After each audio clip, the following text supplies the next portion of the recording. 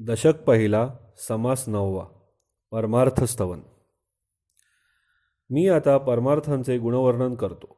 परमार्थ हा साधकांचे खरे ध्येय आहे.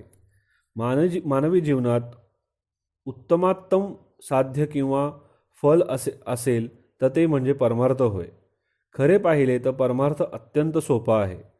संत समागम केला तर तो सहज वश होतो, परंतु तो प्राप्त करून घेण्याचे हे वर्म चुकल्यामुळे लोकांना तो अति कठीण होऊन बसला आहे.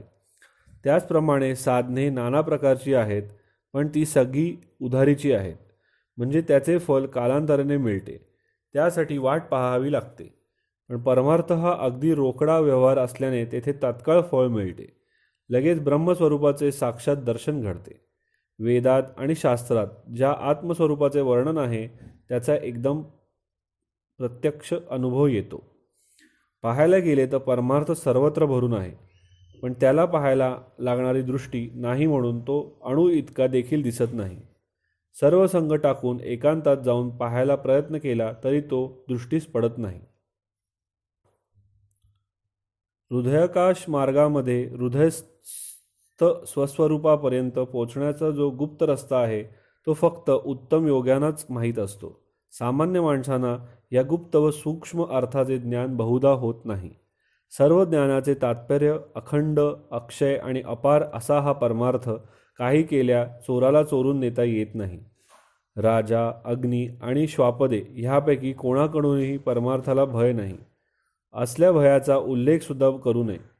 परब्रह्म आपल्या जागेवरून उचलता येत नाही किंवा ते आपल्या स्थानावरून ढळत नाही. कितीही काळ लोटला आणि बदलला तरी ते इकडे तिकडे चळत नाही. जिथल्या तेथे जसेच्या तसे स्थिर राहते. अशी ही आपली स्वतःची ठेव आहे. तिच्यात कधीही पालट होत नाही. कितीही काळ गेला तरी त्यात कमी जास्तपणा होत नाही. परब्रह्म कधी झिजत नाही किंवा दिसत नाही असे होत नाही. परंतु गुरुने ज्ञानरूपी अंजन आपल्या डोळ्यात घातल्या वाचून नुसते पाहू गेले तर ते दिसत नाही. पूर्वी जे मोठे मोठे ज्ञानी होऊन गेले त्यांचे देखील परमार्थ हेच ध्येय होते. तो अतिशय गूढ स्वरूपाचा आहे म्हणून त्याला परमार्थ असे म्हणतात. जे त्याचा शोध करतात त्यांना तो अर्थ सापडतो. इतरांना मात्र तो जवळ असूनही अनेक जन्म गेले तरी सापडत नाही. हा परमार्थ मोठा विलक्षण आहे. त्याच्यापाशी जन्म आणि मृत्यू या कालाधीन घटनांचा मागमूस नाही. शिवाय त्याच्यामुळे सायुज्य मुक्तीची पदवी आपल्यापाशीच आपल्याला लाभते. सार काय व असार काय हे विचाराला बरोबर कळते. आपल्या हृदयामध्ये ब्रह्मस्वरूप स्वच्छपणे अनुभवास येते. अनंत ब्रह्म जिकडे तिकडे अनंतपणे अनुभवास येऊ लागल्याने हे दृश्य विश्व त्यामध्ये बुडून जाते. ते कोटच्या कोठे नाहीसे होते. पंचभूतांच्या फापट पसाऱ्याची किंमत राहत नाही. प्रपंच खोटा वाटतो. मायेचा पसारा केवळ कल्पनामय असे वाटते आणि विवेकाच्या सामर्थ्याने शुद्ध आत्मस्वरूपाचे अंतर्यामी दर्शन घडते. आत बाहेर ब्रह्मदर्शन होण्याची अवस्था अंतर्यामी स्थिर झाली की सर्व संशय पार नाहीसे होतात. हे सबंध दृश्य विश्व जुने, फाटलेले, भोग पडलेले आणि कुजट वाटू लागते. मनातून बाहेर टाकून देण्याच्या लायकीचे वाटते.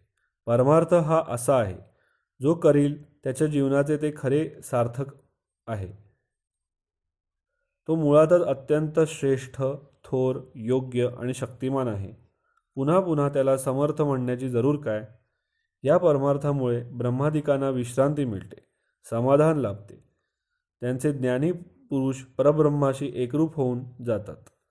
सिद्ध, साधू आणि महात्मे त्यांना परमार्थ विसावा देतो. सात्विक सामान्य माणसांनी जर सत्संगती धरली तर त्यांनाही शेवटी असाच विसावा मिळतो. परमार्थ मनुष्य जन्माचे सार्थक करतो. परमार्थ संसारातून नीटपणे पार पाडतो.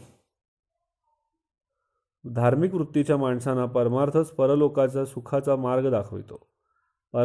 परमार्थ तापसांना आश्रय देतो, साधकांना आधार देतो.